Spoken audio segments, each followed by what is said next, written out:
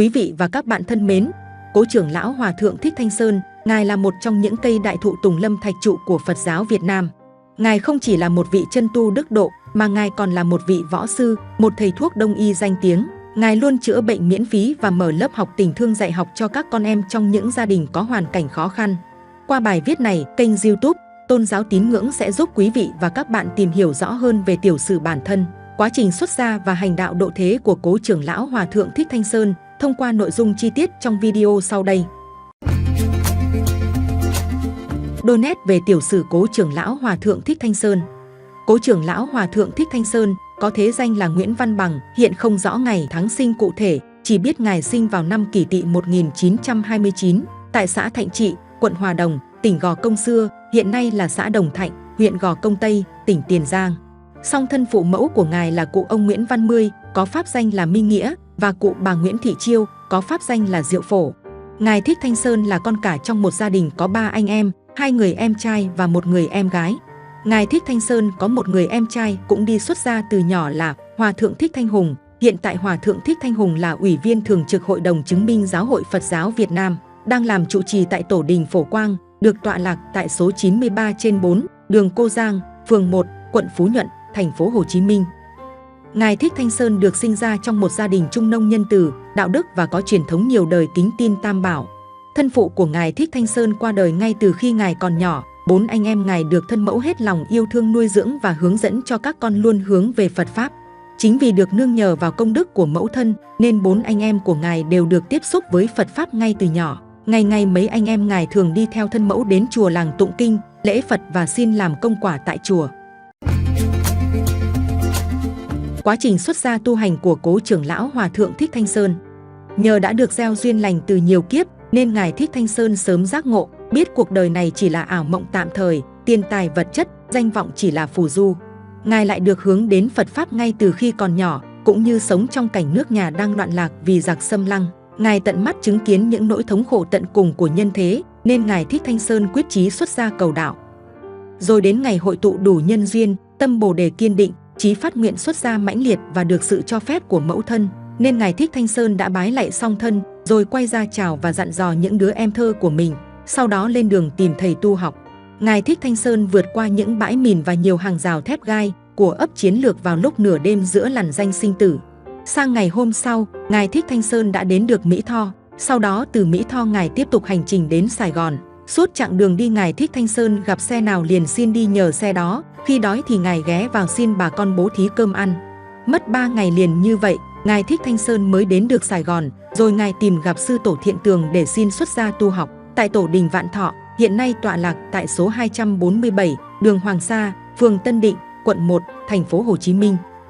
Nhìn thấy Ngài Thích Thanh Sơn có một nghị lực phi thường, cùng hảo tâm xuất gia mãnh liệt, nên sư tổ Thiện Tường đồng ý thâu nhận Ngài làm đệ tử rồi cho phép xuất gia. Sau đó ban cho Ngài pháp húy là Thị Giác, pháp tự là Hành Nhẫn, pháp hiệu là Thanh Sơn và truyền sa di giới cho Ngài tiếp nối dòng pháp Lâm Tế đời thứ 42.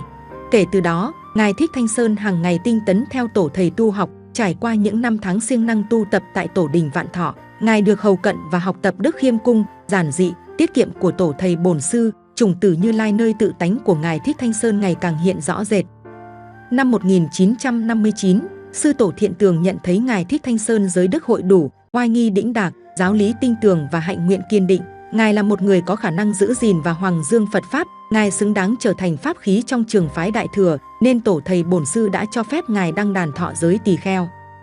Khi tu học tại Tổ đình Vạn Thọ, Ngài Thích Thanh Sơn đã được sư tổ Thiện Tường đích thân chỉ dạy chữ Hán Nôm. Nhờ đó mà Ngài Thích Thanh Sơn am hiểu rất sâu sắc về chữ Hán, đặc biệt là chữ Nôm, văn tự của các bậc tiền nhân sáng tạo được lưu giữ lại. Ngoài ra, Ngài Thích Thanh Sơn còn được học giáo luật từ sư tổ Thiện Tường, sư tổ Hành Trụ và các danh tăng tài đức thời bấy giờ. Cũng trong thời gian này, Ngài Thích Thanh Sơn đã đến tham học tại các trường gia giáo để vun bồi thế học và đạo học. Quá trình hành đạo của Cố trưởng lão Hòa thượng Thích Thanh Sơn.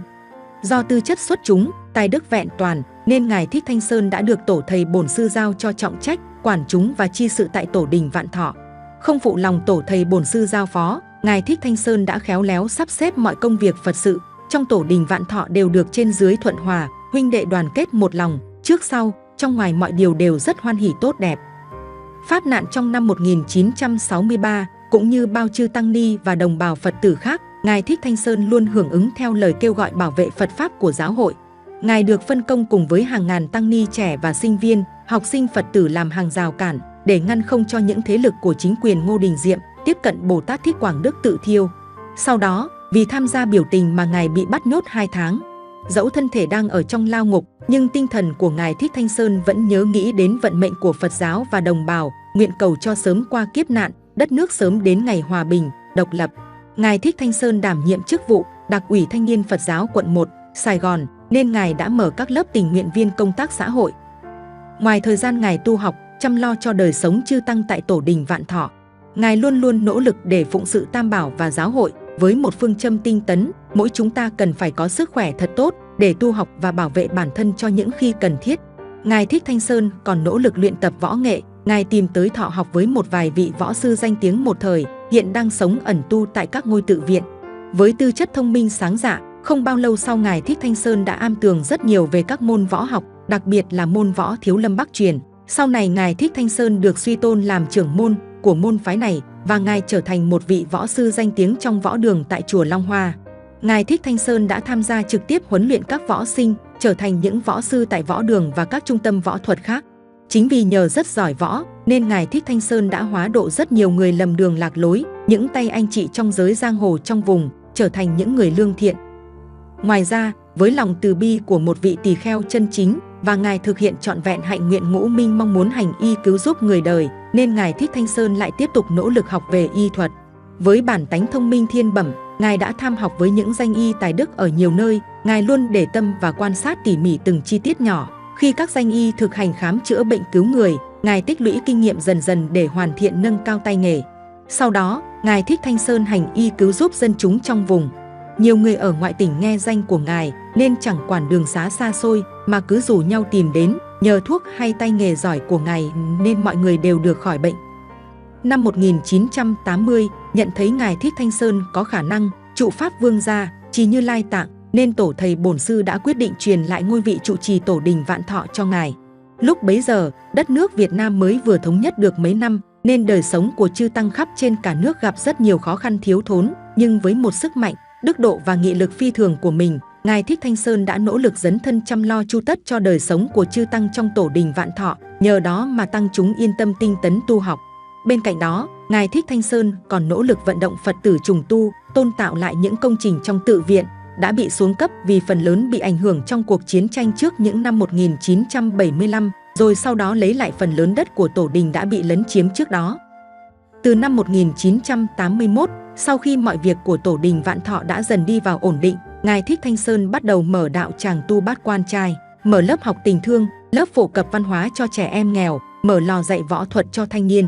Sau đó, Ngài Thích Thanh Sơn kết hợp mở phòng thuốc đông y miễn phí với Lương Y Thanh Hùng, là em ruột của Ngài và cũng là một vị chân tu tài đức trụ trì tại Tổ đình Phổ Quang, được tọa lạc tại số 93/4, đường Cô Giang, phường 1, quận Phú Nhuận, thành phố Hồ Chí Minh. Nhờ uy tín và tài đức của Ngài Thích Thanh Sơn, nên mọi người đã nô nức tìm đến Tổ đình Vạn Thọ tu học và chữa bệnh mỗi ngày một đông, được các trang tạp chí nổi tiếng trong và ngoài nước đưa tin thán phục. Ngài Thích Thanh Sơn đã thế phát xuất gia cho hàng trăm chư tăng, quy y cho hàng ngàn tín đồ Phật tử. Trong số đệ tử xuất gia của Ngài có rất nhiều vị chân tu tài đức, đang cống hiến cho giáo hội và đảm nhiệm vai trò trụ trì ở nhiều ngôi tự viện như Thượng tọa Thích Minh Quang, trưởng ban trị sự Phật giáo quận 1, thành phố Hồ Chí Minh, Đại đức Thích Đồng Thuận, Đại đức Thích Đồng Phước, Đại đức Thích Đồng Thiện.